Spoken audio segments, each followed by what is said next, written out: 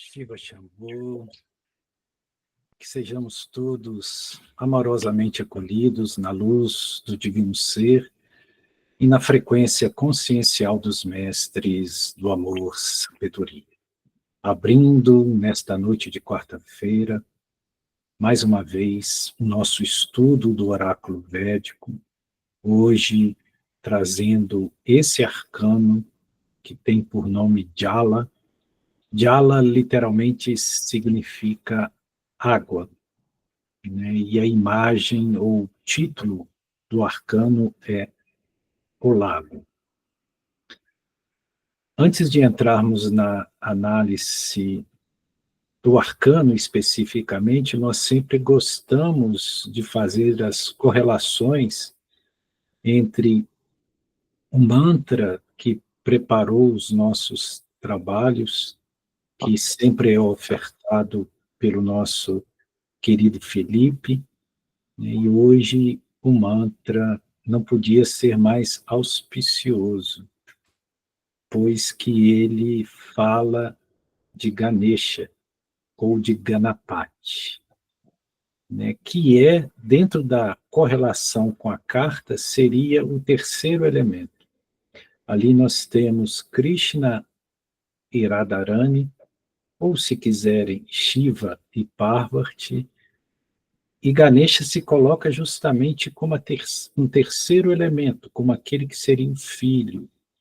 Então nós temos o energizador, que é o pai, a energia, que é a mãe, e o energizado, que é o filho. Ganesha representa isso, por isso que ele é o princípio da sabedoria e também o princípio de toda atividade auspiciosa. O mantra fala de Ganapati, que é um dos nomes de Ganesha. Ganapati significa aquele que é senhor dos Ganas, que é líder dos Ganas. E os Ganas são o exército espiritual de servidores da luz. Ou seja, Ganesha, ele está à frente de todo aquele que é um servidor da luz. E essa é a origem do nome Ganapati, ou Gananata, né? Senhor dos Ganas. Então, ele traz uma relação muito profunda com tudo aquilo que se propõe a pesquisar e manifestar o princípio da sabedoria. Ganesha deveria estar à frente de toda proposta de estudo, toda proposta de conhecimento. E o mantra que o Felipe nos trouxe, na segunda parte, fala justamente Ganesha Sharanam. Sharanam significa refúgio. Ou seja, eu tomo refúgio, eu busco refúgio em Ganesha, que é o mesmo que dizer que eu busco refúgio na sabedoria. Eu me vinculo à sabedoria. Eu peço que eu seja guiado por essa divina sabedoria. Que o meu caminhar seja pautado pela sabedoria e não pelas tolices humanas tão comuns a nós, que somos seres em manifestação nesses planos materiais.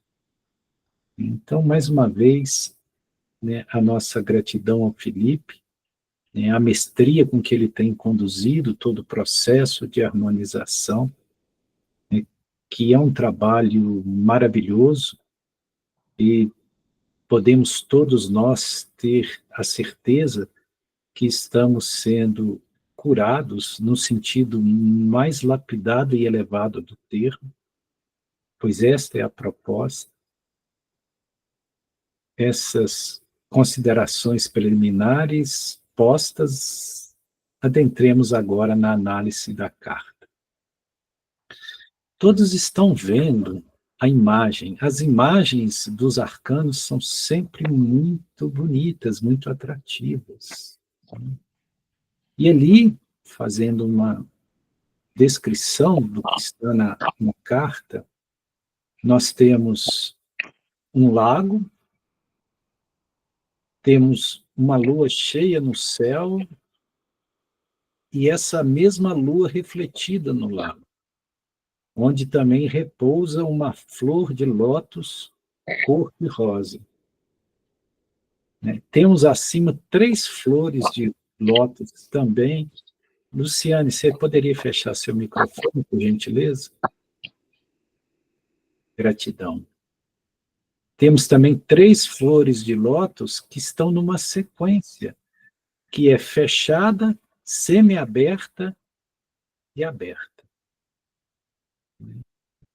E além da lua no céu, nós temos uma estrela muito proeminente.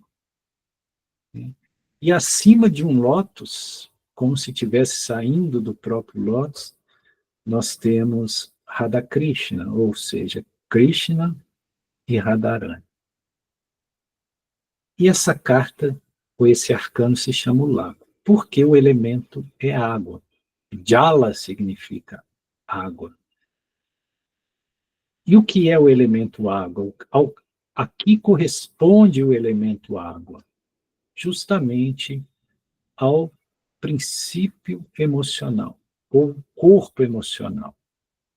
Dentro dessa estrutura basilar daquilo que somos, enquanto manifestação experiencial e existencial em um mundo, nós temos 4 veículos fundamentais, que é o físico denso, né, esse corpo material, o nosso corpo energético, o nosso corpo emocional e o nosso corpo mental.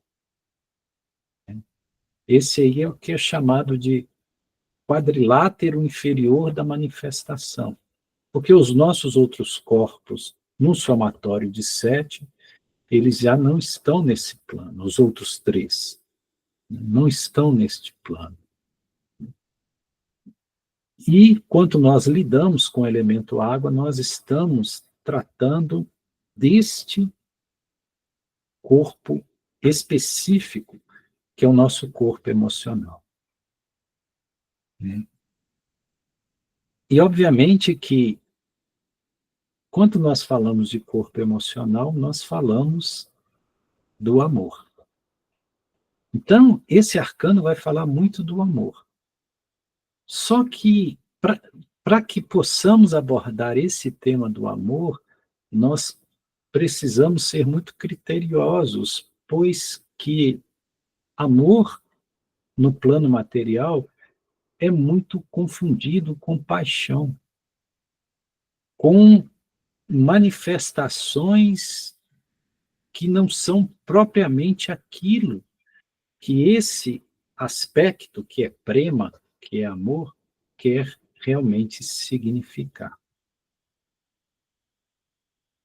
Algumas interlocuções podem até nos questionar por que nós, em nossos estudos, falamos tão pouco do amor. Em verdade, todo o tempo nós estamos falando do amor sem que seja necessário citá-lo.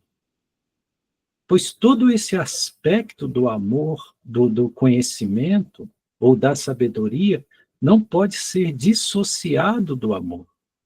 Por isso que são nomeados estes mestres de mestres do amor-sabedoria. O amor vem primeiro. A sabedoria é uma consequência do amor. Por isso que julgamos de suma importância nós tenhamos uma visão coerente e elucidativa do que seja realmente esse amor. Para que nós não possamos usar esse termo, essa expressão, de uma forma indevida ou incorreta, ou pelo menos não adequada para o nível de percepção que nós buscamos aqui. Então vamos começar pelo aspecto de Radha Krishna. Porque Radharani, ela representa justamente essa manifestação do amor puro.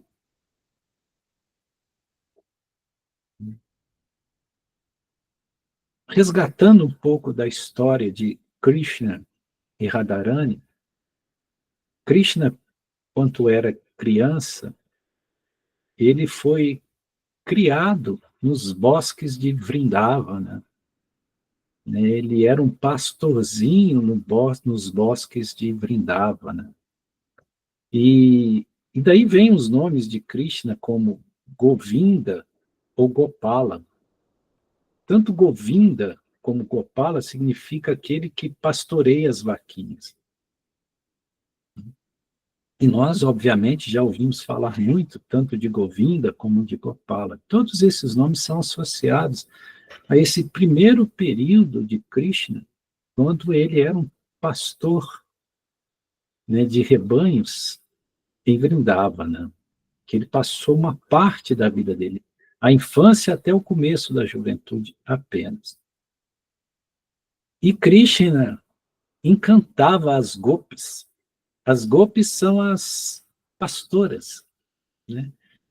E ele tinha uma flauta sedutora, né? Krishna tocava, todos veem a imagem de Krishna tocando flauta, né?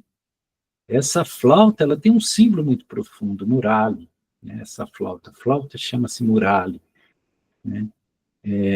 Essa flauta tem uma simbologia muito profunda, porque a flauta, ela é oca por dentro, né? E Krishna representa o divino. Então, quando o divino passa por algo que está vazio, ou que é oco por dentro, ou seja, onde tem ausência de ego, dali surge uma música. Mas se o cano da flauta fosse maciço, não teria como tirar som, não teria como produzir notas musicais. Então, Krishna, quando toca a flauta, significa que ele está, o sopro divino está passando por uma presença vazia, ou seja, por alguém que está com ausência de ego, e por isso ele pode ser repletado pelo sopro do divino, e ao ser repletado pelo sopro do divino, ele canta uma canção para o mundo. Ele se torna uma música de expressão desse divino no mundo. Então, Murali, essa flauta de Krishna, ela tem um significado muito profundo. E nessa infância dele em Vrindavana, ele tocava essa flauta. E quando ele tocava, todas as gopis ficavam em estado de encantamento e vinham ter com Krishna. Só que Radharani era a predileta. Mas não nesse sentido de predileção que nós entendemos. Porque ela era a contraparte, ela era a própria manifestação do aspecto feminino de Vishnu, ou de Deus, ou de Krishna. Porque nós temos o Purusha, que é o aspecto masculino, e nós temos a Prakriti, que é a energia, que é a própria Shakti. Radharani representa essa Shakti, essa energia, né? Por isso que ela é associada com a Mãe Divina. Toda vez que nós falamos do aspecto mãe, né, nós estamos falando da Shakti, da energia, daquilo que sustenta o universo. E aí que entra o aspecto do amor, porque nós vamos voltar a isso depois. O amor, na verdade, é uma energia de coesão que permite que a matéria tenha forma. Então, o que sustenta o universo é o amor. Então, o amor não é propriamente um sentimento, é uma frequência, é uma energia, né? Ele é o próprio expandir de Deus. Então, veja como nós entendemos amor de uma forma totalmente equivocada. Então, Radharani, sendo o aspecto da Prakriti, ou da Shakti, da energia divina, ela é o próprio amor. Porque o amor é a coesão para a manifestação dos mundos. O que faz com que os átomos sejam estáveis e possam se unir, constituindo o aspecto material, é o amor. Quem sabe um dia a ciência chegue a compreender isso. Então, Krishna vivia ali com os nomes de Govinda ou Gopala, nos bosques de Vrindavana. E ele dava o seu amor para todas as gopis, mas Radharani era especial. Tem até uma passagem muito bonita que nós gostamos muito, que é muito interessante. Aliás, todas as histórias de Krishna são muito salutares de se ouvir, muito auspiciosas. Que ele tocou a sua flauta e atraiu todas as gopis. Mas como as gopis eram muitas, e ele apenas um, como ele ia dançar com todas as gopis? Então, Krishna se multiplica, né? E para cada gopi se manifestou um Krishna, né? Um Gopala, um Govinda, e para dançar com cada gopi. Só que para Radharani não foi uma projeção de Krishna, foi o próprio Krishna a dançar com Radharani. Só que Radharani era algo especial, algo além de tudo que nós podemos compreender humanamente. Então, Krishna, ele some com Radharani e reaparece na floresta para fazer essa dança cósmica, né, somente com Radharani.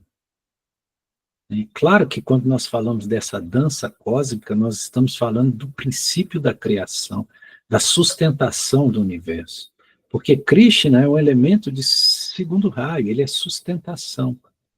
Brahma é a criação, Vishnu, ou Krishna, é a sustentação, e Shiva é a destruição ou a transformação. Então, esse amor de Radharani não é um amor humano, é totalmente transcendental.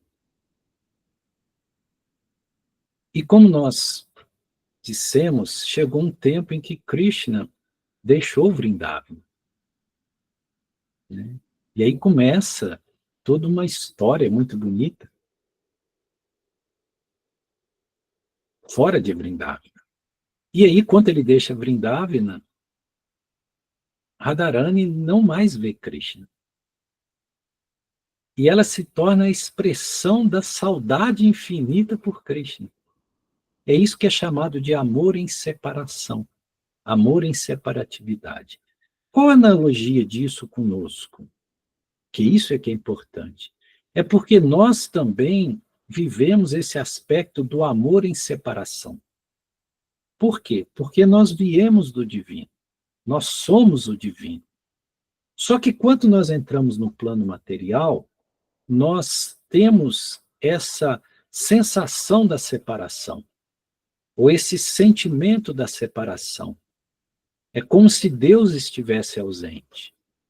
E aí nos vem uma saudade de alma, uma saudade dessa transcendência, desse amor absoluto. Por isso que nós ficamos procurando amor em muitas portas, em muitas pessoas, em muitos lugares. Porque, na verdade, nós estamos com saudade de Krishna. Mas aí temos que entender que Krishna representa o divino, a essência daquilo que nós somos. Por isso que Radharani, quando se fala em amor em separatividade, porque ela viveu, né, a eterna saudade de Krishna, que foi embora, e ela não foi esposa de Krishna. Krishna não se casou com Radharani. Então, quando nós falamos do nosso próprio matrimônio divino, que não tem nada a ver com matrimônio humano, é justamente o casamento da nossa essência manifesta com o nosso ser divino. Esse é o matrimônio superior. Esse é o matrimônio que nós precisamos estabelecer, que é a fusão em nós mesmos de Radha Krishna. E essa união de Radha e Krishna é tão absoluta que os hinos védicos todos, quando vai citar Krishna, eles dizem que deve-se começar citando Radha. Então sempre é Radha Krishna, né? Eles dizem mais, os hinos védicos, eles dizem que você só acessa Krishna quando você pede permissão a Radharani, ou quando você acessa a Radharani. Né? Qual seja, que é através da Mãe Divina, que é a própria expressão do amor e da própria natureza, do aspecto da manifestação, que nós chegamos ao absoluto. Né? Nesse tríplice aspecto da manifestação, pai, mãe e filho.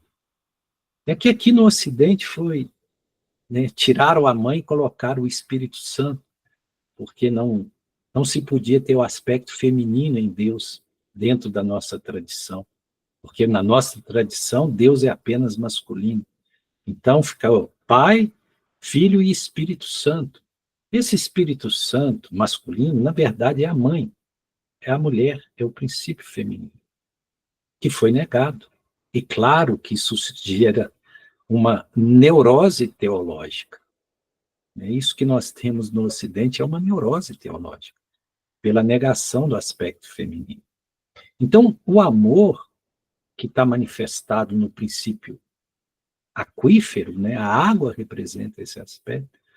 Né? Por quê? Porque a água, de certa forma, é a matriz de todas as coisas. A vida vem da água. Nós somos água enquanto vida. Né? Mais de 70% do nosso corpo é água. Né? O princípio da vida começou na água. Quando nós vamos nascer, nós ficamos dentro de uma bolsa de água, que é o líquido aminoático. Né? Então, nós somos da água. A água representa o princípio do nascimento, da manifestação. Por isso que ela é amor. Ela é associada ao amor. Então, nós precisamos entender, uma vez que estamos falando de amor, que amor, ele não depende de circunstância e nem de pessoas para que ele seja o que é. O amor é uma condição intrínseca do próprio ser, é um estado vibracional. Não é que eu ame alguém, é que eu sou o amor, e sendo o amor, eu posso compartilhá-lo com qualquer pessoa, com qualquer ser, em qualquer circunstância. E se eu não sou o amor, não adianta eu buscar o amor em alguém ou que alguém me dê esse amor, porque isso não vai acontecer. Porque eu é que tenho que ser essa frequência. Eu tenho que ser essa conexão.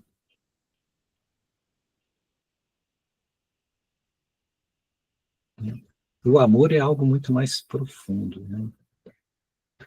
Mas esse caminho para essa ascese superior, ele é gradual.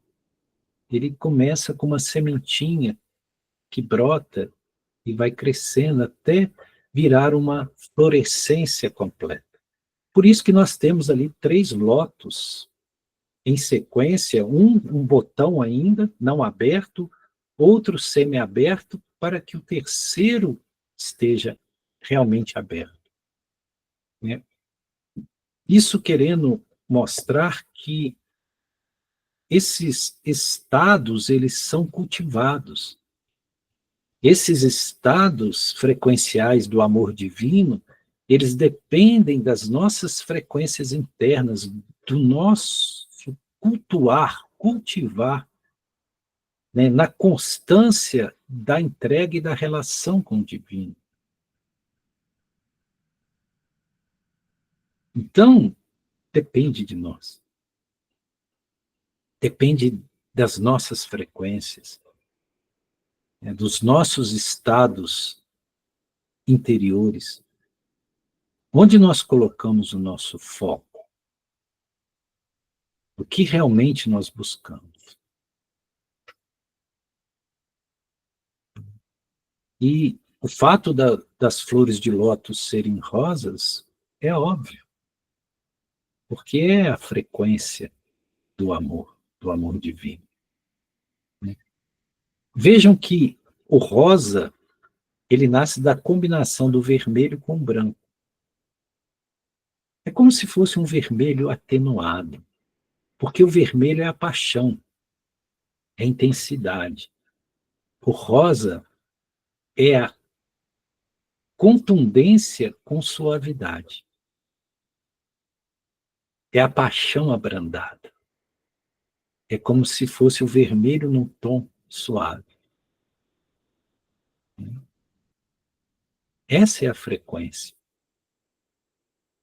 Não é a frequência do impulso, né, da paixão desenfreada, e sim do equilíbrio, daquele que é constante no amor, mesmo na ausência. O amor não precisa do objeto do amor para ser o que ele é. Por isso que Radharani vivenciou o amor em separação. O amor estava em Radharani. Ela é o amor.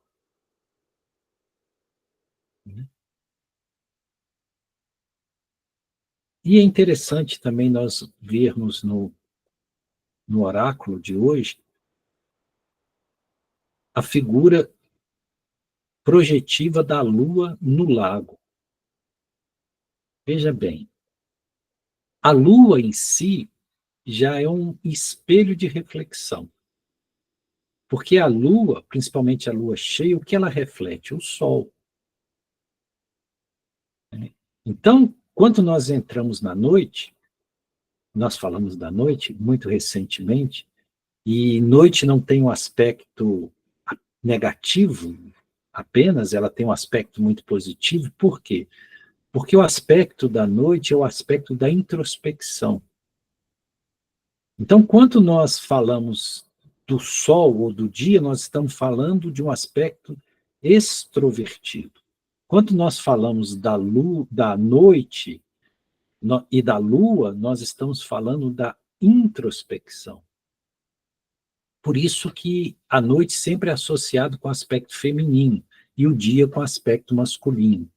O dia, o aspecto solar, é yang, positivo. A noite lunar, ela é feminina, é yin, né?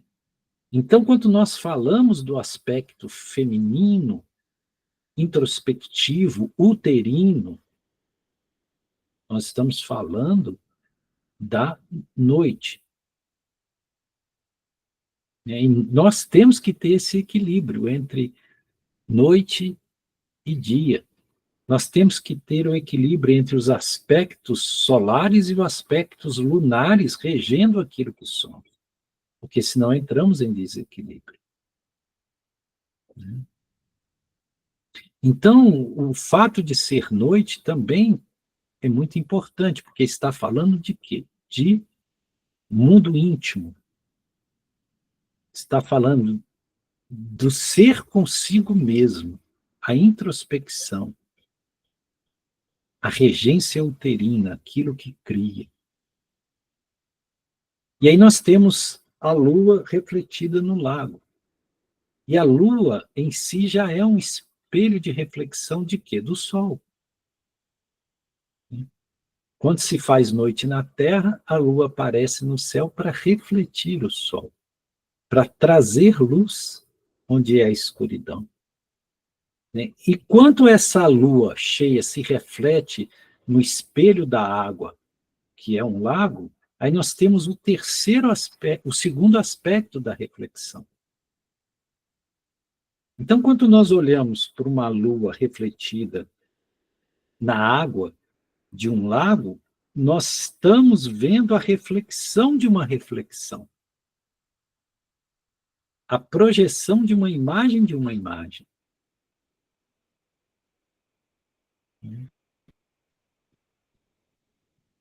Então, quando nós trabalhamos esse elemento da Lua refletida no lago, né, nós queremos dizer que é o que existe de possibilidade de reflexão mais profunda.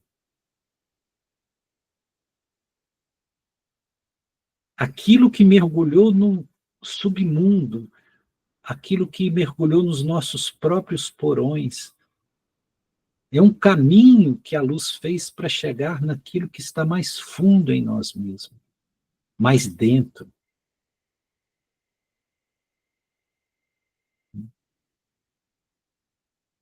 E é um aspecto aqui também interessante, que você só consegue ver a Lua refletida no lago se as águas do lago estiverem aquietadas. Porque se você fizer movimentos abruptos na água do lago, ele vai distorcer a imagem de reflexão da Lua, e você não vai mais ver a Lua como ela é, vai ver pontos fragmentados. Ou seja, para que nós possamos ver a luz refletida dentro de nós mesmos, nós temos que aquietar as nossas águas, qual seja, nós temos que ter controle sobre o nosso corpo emocional. Nós temos que apaziguar o corpo emocional, porque o corpo emocional, vítima de paixões, desajustado, ele não consegue refletir. É como o lago remexido.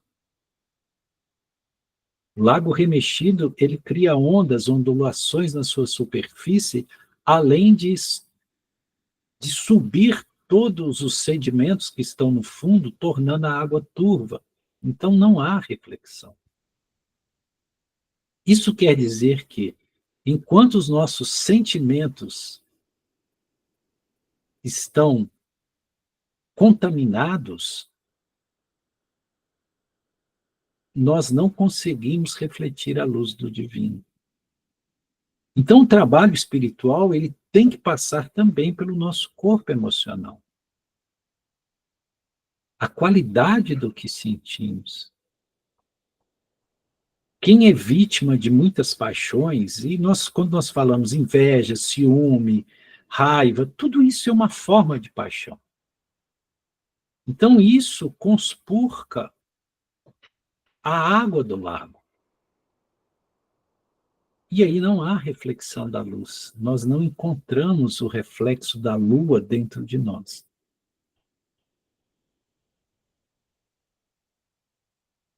Então veja como é importante nós trabalharmos o nosso corpo emocional. Ter critério com aquilo que nós deixamos entrar dentro das nossas emoções. Como é importante nós aprendermos ou disciplinarmos-nos para não sermos tão reativos. Não deixar que o corpo emocional nos cause danos.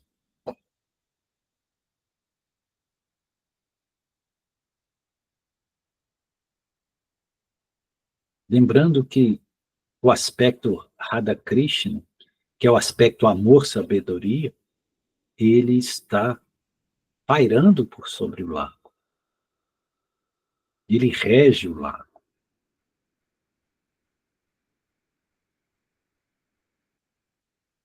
E para finalizar, nós vemos na imagem uma estrela solitária. Conseguem ver? O que é essa estrela solitária, ou esse brilho que está no céu? Esse é o nosso Atman, o nosso ser real. Porque tudo isso está em razão daquela estrela. Tudo isso está em razão do nosso ser, do nosso eu verdadeiro, que é Deus em nós, que é o divino.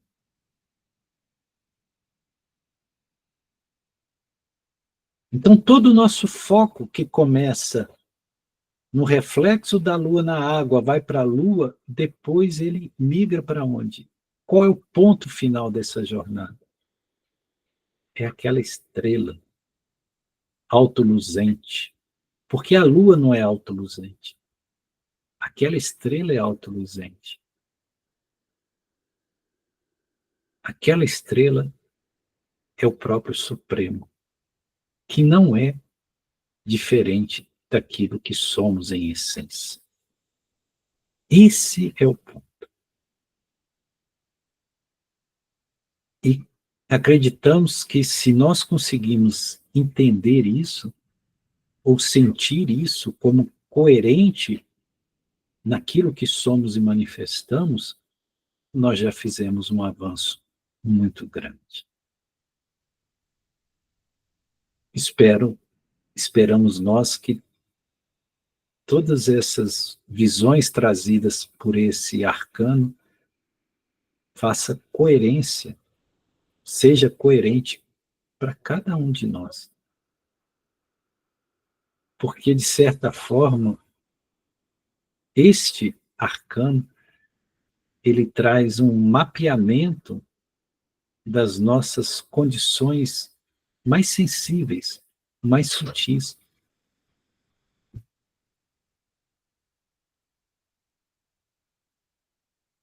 É isso. Gratidão, Shiva Shambho.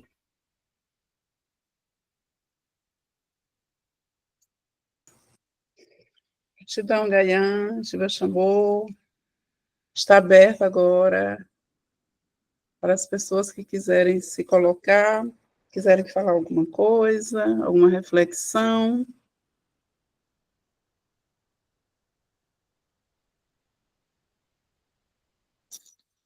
Elias.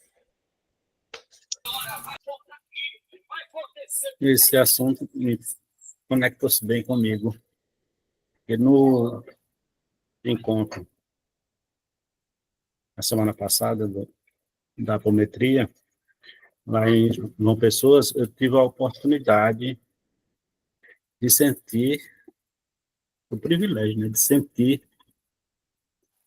não só a emoção, mas essa unidade e esse amor.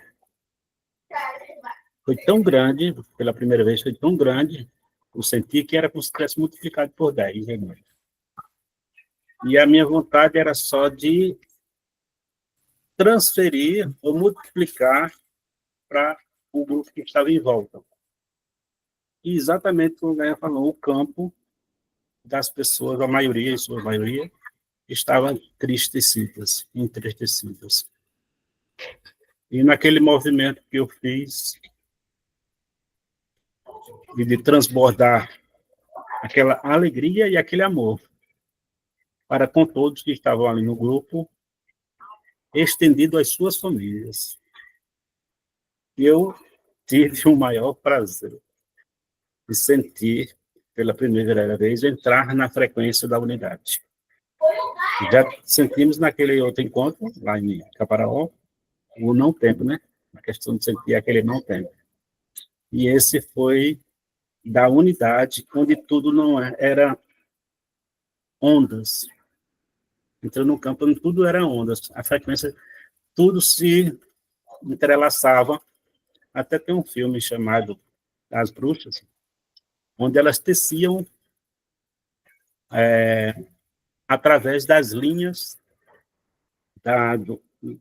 de luzes, duas linhas de luz, e ela pegavam as luzes, aquelas linhas, e entrelaçavam,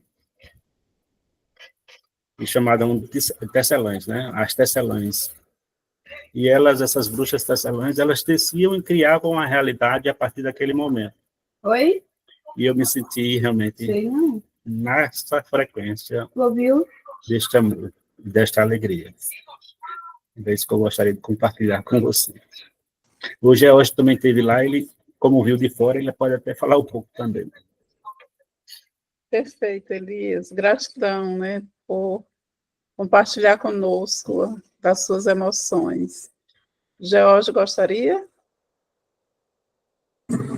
Logo em breve, agora eu estou dirigindo, tá bom? Estou escutando, mas aí vou ter mais atenção. Daqui a 5 minutinhos eu estou chegando em casa. Tranquilo, George. Gayan?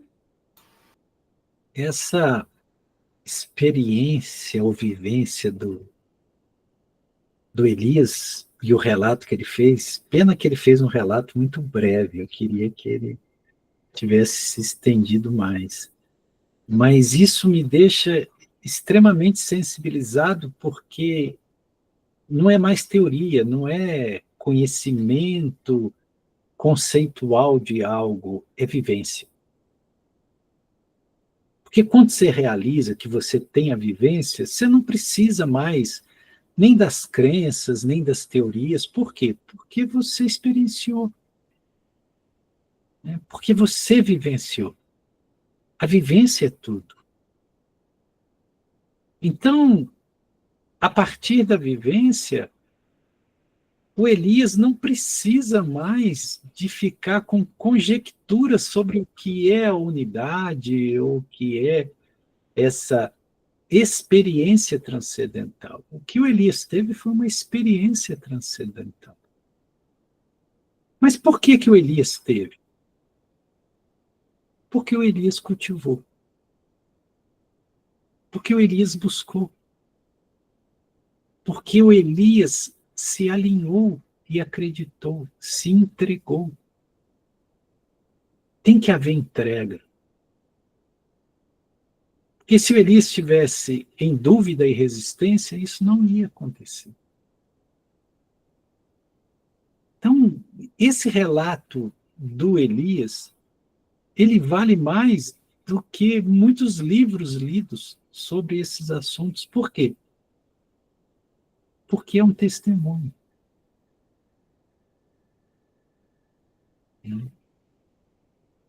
Eu achei também muito interessante algo que o Elias, e veja como o Elias é uma pessoa perceptiva.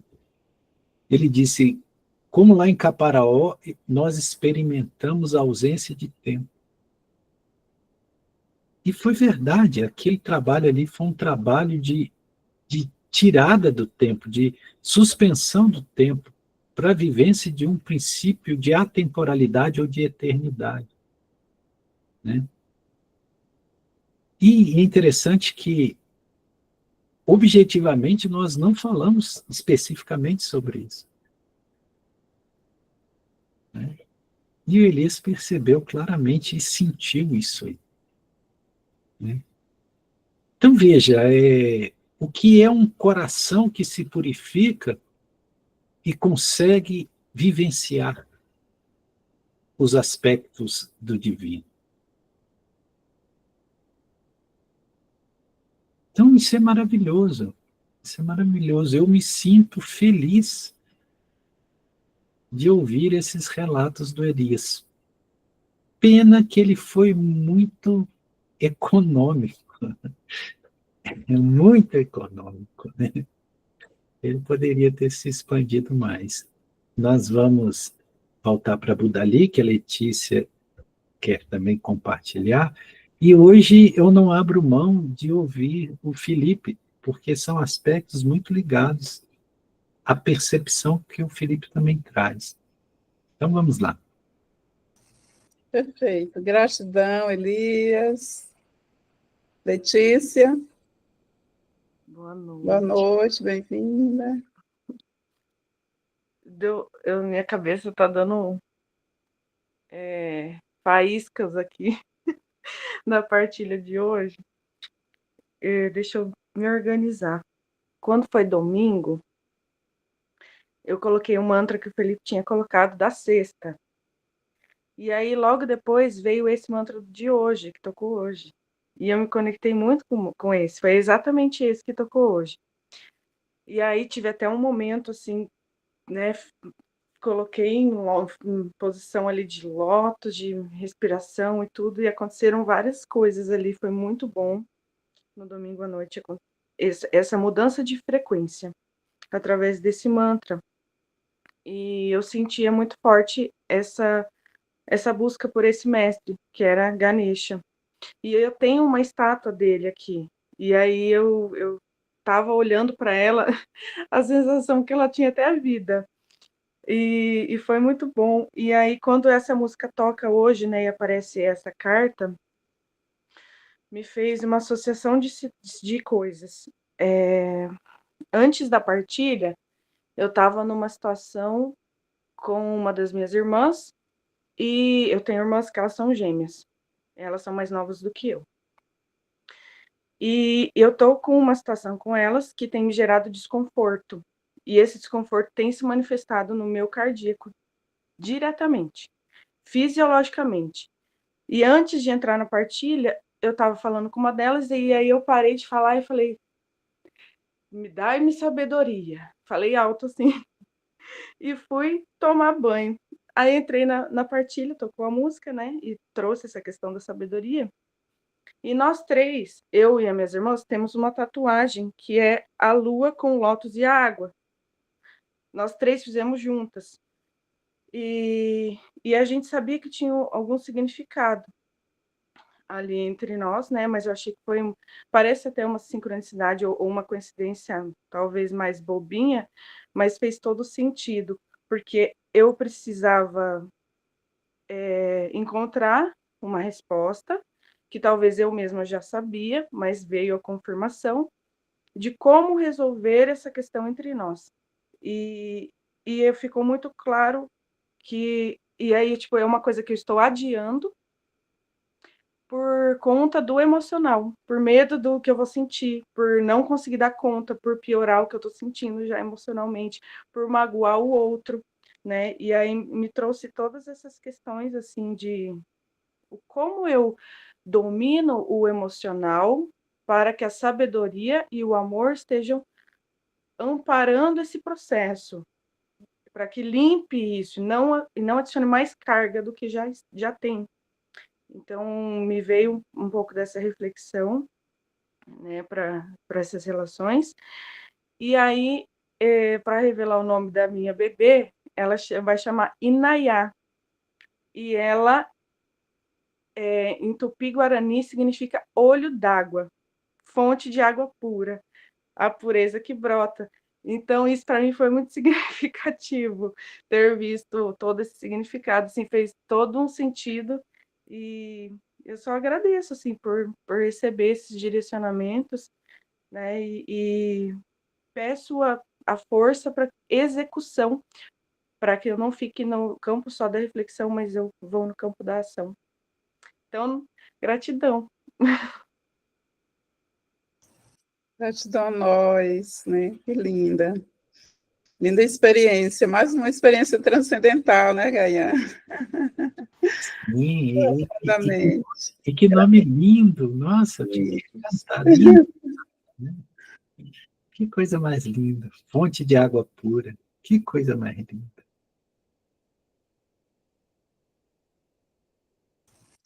Felipe, acho que agora é com você. Não, posso trazer um pouquinho da minha percepção. Desculpa, eu tô meio gripado e tô com um processo alérgico, bastante tosse. Mas, assim, é fantástico esse arcano que o Gaia trouxe hoje. E porque, para mim, é o que eu sinto quando eu me conecto com o meu coração. Com esse processo que a gente faz no início das nossas partilhas, a nossa harmonização, é essa conexão com o coração, é essa conexão com o amor. E que é tão mal interpretado, muitas vezes, quando tu tá dentro dessa frequência e tu consegue olhar para tudo e para todos e para qualquer situação e dizer realmente que tem amor, que ama aquilo ali. Mas, como eu disse, é muito difícil das pessoas conseguirem perceber quem não está dentro dessa frequência. Como é muito difícil, muitas vezes, a gente dizer eu sou Deus, não estando dentro dessa frequência, dentro do coração. Soa até para os outros uma conotação de uma petulância quando isso é falado. Como o Gaia trouxe, é totalmente diferente da energia da paixão, quando você está conectado com o coração. E trazendo um pouco para a questão da partilha, é isso que os mestres estão nos fazendo. É nos conectando com o nosso coração, é nos conectando com esse amor que é um amor que nos cura, que nos traz o equilíbrio, que cura a todos. Quando a gente se conecta realmente com esse amor, a gente simplesmente só expande. Não existe força, não existe dificuldade para que isso aconteça. Eu já trouxe isso também, algumas percepções minhas, com essa prática. Hoje eu consigo vivenciar isso no meu dia a dia. Como eu disse, eu consigo ir no mercado e consigo estar conectado com o meu coração. E fazer as coisas do dia a dia conectado com o meu coração. Que nada mais é do que estar conectado com o divino arbítrio, tomar os passos que precisam ser tomados, as decisões que precisam ser tomadas, sem pesos, sem emaranhados. Porque às vezes as pessoas tomam atitude, tomam decisões conectadas totalmente dentro do mental, dentro das emoções, e cada vez estão mais emaranhadas. Eu vejo que as pessoas estão emaranhadas, estão cada vez mais doentes em relação a tudo isso. E eu vejo que um caminho para essa cura é esse caminho do coração. É um caminho do nosso mestre interno. Que não existe nada fora. A gente não está procurando algo fora. Se vocês perceberem todo o movimento que a gente está fazendo, e a gente está cada vez dando saltos muito maiores. Eu percebo até dentro da nossa partilha, nas últimas partilhas, está sendo um salto muito grande. E essa questão de realmente estar conectado com o nosso mestre interno, não existe nada fora. Está tudo dentro da gente. Esse amor, ele nos supre dentro dessas questões, né? Como o Gaia falou também ali, quando a gente está conectado com as nossas emoções, e aí sim, de repente, a gente vai tentar procurar fora as coisas. Este amor, tentar suprir isso, e muitas vezes a gente entra até em processos de vitimização, que também são processos que nos adoecem, onde a gente fica esperando que os outros nos supram, fiquem nos dando, e isso não tem fim quando a gente está dentro de um processo de vítima. Quando a gente acha que os outros precisam nos suprir, que os outros precisam nos dar, que os nossos pais ainda precisam nos dar algo. E eu vejo que todo, pelo menos para mim, a minha percepção, que o meu caminho de cura, o meu caminho de equilíbrio, realmente é esse centramento, é essa conexão com o coração, e que eu chamo de amor, e que muitas vezes, quando tu expressa isso, as pessoas não entendem o que é isso. As próprias pessoas que estão dentro da espiritualidade, elas não têm essa vivência. Como eu disse, eu acho que a gente é abençoado aqui com essas nossas práticas, com tudo isso, como eu falo sempre, que tão amorosamente é nos presenteado. Então, que a gente possa pegar esse presente, possa aproveitar esse presente, que a gente se conecte com nós mesmos. Eu acho que é isso. Gratidão, Felipe, gratidão, Letícia. E gostaria de saber se o George já chegou. O George já está em casa? Estou sim, acabei de chegar. Ótimo. Só dizer aqui que a Letícia está dizendo que a situação com as irmãs dela envolve muito sobre a fala que Felipe terminou de expressar. Gratidão, Felipe. George, por favor. Depois do George, aí a Sueli já vai fazer o fechamento. Se Gaian quiser falar alguma coisa depois de George também, pode. Gaian já fala. E a Sueli faz o fechamento. Essa noite maravilhosa. Tão curta, né? Rapidinho passa. Vai, George. Boa noite a todos. Uma satisfação estar aqui com vocês. Agradecer por esse momento, né? Agradecer a toda a hierarquia superior por esse encontro, né? Por esses encontros que têm nos levado a nos conhecer uns aos outros e mais ainda a nós mesmos, né? Eu fico pensando hoje à tarde sobre esses encontros, né? E até reassistindo os que eu não pude participar presencialmente, mas fiquei reassistindo essa semana, as últimas 2 quartas, as últimas 2 sextas, e pensando que quanta coisa a gente aprofunda depois que a gente assiste, né? Quando a gente vai deitado na rede, ou na nossa casa, no nosso lar, no nosso aconchego, fica voltando alguns flashes, né? Algumas falas de alguns momentos, né?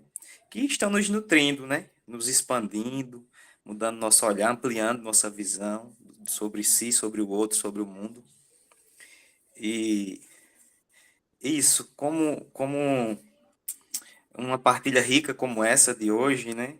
A gente não consegue esgotar, cada um toca em algum aspecto, né? E sobre o amor, sobre a paixão, o amor nessa dimensão, vamos dizer, divina, né? Para falar um pouco, como isso eu fiquei vendo assim, como eu já li a Grande Síntese, eu acredito que o Gaian conhece, né? Do Pietro Baldi, ele fala todo um processo de transformação da substância universal, e isso passando por os vários reinos, eu fiquei vendo assim como essa luz, né, a luz de Cristo, né, representada na força Yang, né, do Sol, ultrapassa, né, barreiras, processo físico, químico, biológico e chega às nossas emoções, né? Como a gente está integrado nesse fluxo frequencial de amor e de sabedoria. Claro que uns como para-raios, né, já captando mais, outros captando, mas todos nesse processo de lapidar o instrumento, né? Essa bateria divina que somos e que carregamos, às vezes também estamos descarregados, estamos dentro desse processo, né? Cíclico da existência. E sobre o amor, né? É poético, é divino essa forma, esse conhecimento, né? Que o Gaian traz e que ajuda a gente a se integrar. Ajuda a gente a saber olhar melhor para a gente, a ter o que a gente não teve na educação básica, né? Na educação das emoções, dos sentimentos, que alguns centros espíritas provocam isso. Então, saber distinguir, ter discernimento das nossas emoções, né? Para que lado da força ela nos leva. E no momento na capela, como Elias citou, né? Foi um momento disso, de se mergulhar em si mesmo com amor, né? De procurar, né? Estudar e se aprimorar. Isso acho que é um momento aqui muito lindo, assim, de partilha, que ajuda a gente não só condicionar o nosso olhar, mas a gente mergulhar nas nossas profundezas das nossas emoções, né? E poder trabalhá-las, tratá-las, reconhecê-las e a partir desse, vamos dizer, desse pico e reconhecendo os vales, poder cultivar os sentimentos positivos, né? A verdadeira felicidade, que hoje tem muita ilusão. Acho que a felicidade está no cigarro, na mesa de bar, em banalidades, né? E a gente, estando aqui, eu me sinto feliz, porque estando aqui, eu sinto que estou nutrindo a minha alma de um verdadeiro saber, de um saber profundo sobre as dimensões que compõem o meu ser. Então, lá na capela, eu tive essa sensação também, né, de estar integrado em unidade, em um todo, que sabe qual é a sua identidade, que sabe por que está aqui, qual é o processo complexo que se deu para que a gente chegasse aqui, né? E que esse processo tem esse magnetismo, né, essa irradiação do amor. né? Como diria a Helena Blavatsky, somos irradiação, somos filhos da irradiação e, portanto, somos co-criadores no sentido que podemos criar e emanar essa irradiação de amor, né? De afeto, de carinho, e entendendo e acolhendo também essas emoções mais baixas, que são escadas para que a gente reconheça também, né? A nossa luz e nossa sombra. Então, estar na capela, ser terapeuta na capela, atender. Eu atendi 2 pessoas hoje com fotoquilha, fui só na parte da tarde. Então, pude. É uma troca tão linda quando a pessoa chega naquela fragilidade emocional e contando os perrengues espiritual que ela tem passado, as mudanças da vida. E, ao mesmo tempo, é tão lindo, né, estar no casulo e poder acolher alguém, poder, já ter passado por esse processo, poder ver no outro. Que lindeza de borboleta que vai nascer, que isso tudo é amor. A existência vem na gente, a gente às vezes não entende do fundo da nossa ignorância, a gente não consegue ver nem um pingo dessa luz, mas isso tudo é tão lindo que um dia a gente vai voltar para o topo e reconhecer a luz. E acredito que a gente vai se encontrar em muitas dimensões ainda, já nessa forma, né, de frequência, de amor e reconhecendo um ao outro. Então é tudo muito lindo, eu agradeço demais por estar aqui. Nós que agradecemos. Seja bem-vindo sempre. Gaian, gostaria? Não, eu vou, porque nós já estamos encerrando, né, para poder a Sueli também fazer as considerações dela. Eu fico feliz de ouvir o Jorge falando, porque eu vejo que o Jorge ele tem uma consistência que foi alimentada por muitas fontes. Ele hoje citou Pietro Baldi, a grande síntese. Pietro Baldi foi uma voz dos mestres do amor-sabedoria que foi muito pouco escutada, não só no Brasil, mas no planeta, né? Houve muito preconceito em torno do que ele trouxe, porque aparentemente, parecia ferir certos cânones de algumas doutrinas, mas que não é exatamente isso. Então, as vozes estão aí. Felizes aqueles que têm ouvidos de ouvir. Gratidão, viu, Jorge, meu querido, por você estar aqui, por você trazer a sua luz, a sua contribuição. Gratidão. Gratidão. Gratidão a vocês todos e todas, né? Sueli, agora com você.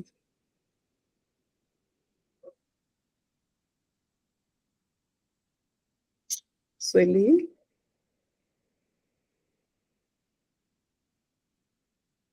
É que eu esqueci de ligar o áudio, desculpa. Obrigada. Ouvindo o George depois ganhar com o comentário, lembrei de que o livro de Pietro Baldi caiu nas minhas mãos, eu tinha, meu Deus, uns 40 anos atrás. Engraçado é que eu lia, ouvindo Ganha falar que ninguém entendia, e eu vou dizer, Ganha, eu fui uma das, porque eu lia, achava lindo o que ele falava, mas não entendia nada. Eu não conseguia entender o que é que eu achava. Eu sentia uma vontade de estar ali, dentro daquilo que ele estava falando, mas eu não conseguia interpretar o que ele falava. Tanto assim que eu disse, mais tarde eu leio de novo. Mais tarde que eu digo, anos depois, eu acabei no esquecimento. Mas, voltando aqui à nossa partilha, eu me dei conta exatamente do que foi hoje o exemplo exato do Cessna. O Círculo de Estudos e Vivências Espirituais. Né? Tem a parte que a gente tem o estudo, as reflexões, e tem as vivências que foram trazidas, cada uma mais tocante do que a outra, não teve uma mais ou menos, todas são tocantes, e eu observo com isso a importância exatamente desses encontros. Não só esse, mas tantos outros, que fazem esse papel de trazer nós para aquele lugar, como disse Felipe, do coração.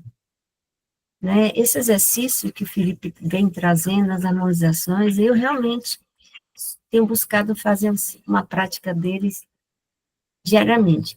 Não estou no nível dele, que faz em todo lugar, até no supermercado, mas constantemente eu busco fazer, porque, de fato, é quando você consegue, usando agora a carta, a lâmina, aquietar-se, porque só realmente o lago é um convite, no silêncio interior, a pausa, e escutar sua alma.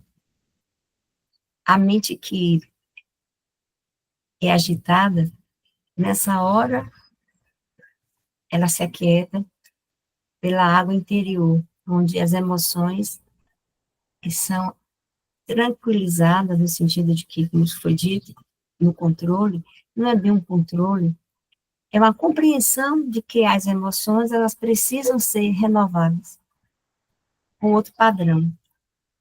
Lembrei-me também, quanto à partilha, de momentos muito, que para mim ficaram sem muita explicação, mas hoje eu consigo entender. Momentos em que eu fui muito agredida, mas não senti nada. Eu até dizia, gente, eu acho que me anestesiaram. E outras que, ao contrário, às vezes com coisas pequenas e eu exacerbava. É quando a gente ainda está nesse movimento da água turbulenta, né? A hora está parada, a hora ainda em movimento forte. Mas que a gente tem essa reflexão, que nós estamos no caminho, e que, consequentemente, é essa a proposta. Que a espera e a escuta interior nos leve à resposta, que já existe e que está dentro de nós. Gratidão a todos, a Gayan pela partilha, e que passamos agora o nosso mantra de fechamento. Eu sou a presença. Eu sou a presença divina da luz. Eu sou a presença divina da luz que brilha no Sagrado Coração. Eu sou a presença divina da luz que brilha no Sagrado Coração e ilumina o caminho. Eu sou a presença divina da luz que brilha no Sagrado Coração e ilumina o caminho, revelando a verdade. Eu sou a presença divina da luz que brilha no Sagrado Coração, ilumina o caminho, revelando a verdade e manifestando o amor. Eu sou a presença divina da luz que brilha no coração, Sagrado Coração, ilumina o caminho, revelando a verdade e manifestando o amor e edificando a felicidade e a paz. Eu sou, eu sou, eu sou. Gratidão, queridos, e que nos retiremos fraternamente até sexta-feira. Até, Sueli, gratidão, querida. Gratidão, Gaiana, a todos e a todas. E até sexta, para quem puder. Rafael, bem-vindo sempre. Marusa, minha amiga. A Nusa está sempre aqui, eu tenho visto. Ela, Caladinha. a Raimunda e a Luciane dormiram bem hoje, né? Oi, Kleber.